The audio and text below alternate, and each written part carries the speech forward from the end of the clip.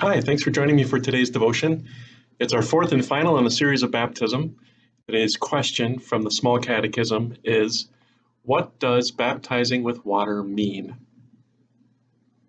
Are you connected to Jesus? If you are, will you be connected to him tomorrow? And how about the day after that? And what about when it's time to meet him? If you are a lifelong Christian, you might not seem to other people to be someone who needs much help with your faith. Your fellow Christians can see that you are involved with church. They can know that you're a Christian.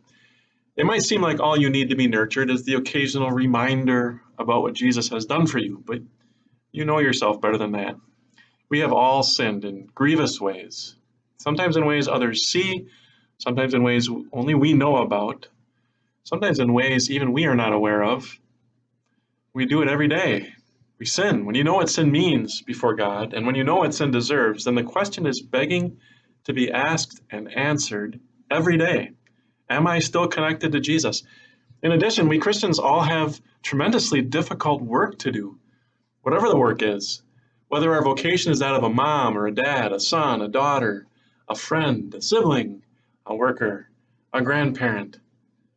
When you have work to do, and a calling from God to do it, there will be sinful attitudes and actions plaguing you the whole time, sinful temptations to pride, to despair. Again, the question is begging to be asked every day, am I still connected to Jesus? And every day, your baptism answers that question. Baptism is more than just a nice thing to think about. Baptism connects you to the Savior. At the cross, Jesus paid the price for the sins of the whole world. At your baptism, God poured that forgiveness on you. There is an unbreakable connection between your baptism and the death of Jesus. Paul says, don't you know that all of us who were baptized into Christ Jesus were baptized into his death?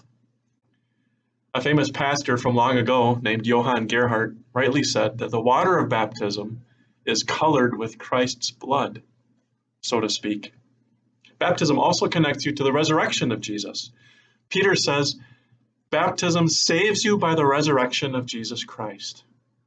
And Paul says that in baptism, you have been raised with him. Baptism is powered by the death and the resurrection of Jesus, and it connects you to him.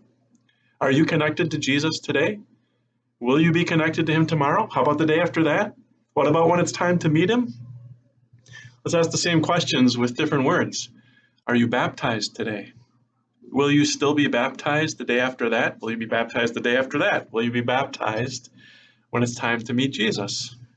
The message of baptism is clear. Through faith, you are connected to Jesus. So since you're connected to Jesus, when you go to sleep tonight, don't ignore the sins of the past day. Take them out and kiss each one goodbye and good night, because God has washed you clean in Jesus, your Savior. Your sin isn't on you, it's on him.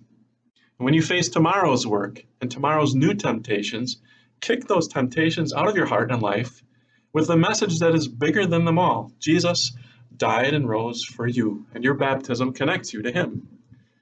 So you see, even though you are only baptized once, your baptism continues to be a powerful source of comfort and strength from God for you every single day of your life, because your baptism means that through faith, you are connected to Jesus.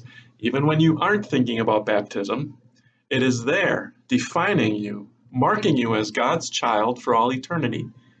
But what a blessing it is when we are reminded about baptism and when we think about it. One way to keep your baptism in front of you each day is to keep Luther's Small Catechism close at hand. Maybe leave it open on your nightstand to the page about baptism.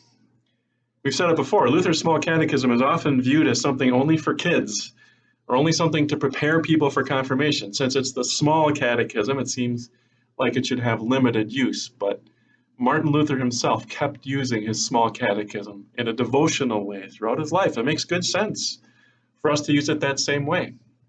The Catechism helps us to ask good questions in life, and then it answers those questions with God's Word. Today's question is the Small Catechism's fourth question under the topic of baptism. Fourth, what does baptizing with water mean? Baptism means that the old Adam in us should be drowned by daily contrition and repentance, and that all its evil deeds and desires be put to death. It also means that a new person should daily arise to live before God in righteousness and purity forever. Where is this written? St. Paul says in Romans chapter 6, we were buried with Christ through baptism into death, in order that just as Christ was raised from the dead through the glory of the Father, we too may live a new life. We'll see you next time.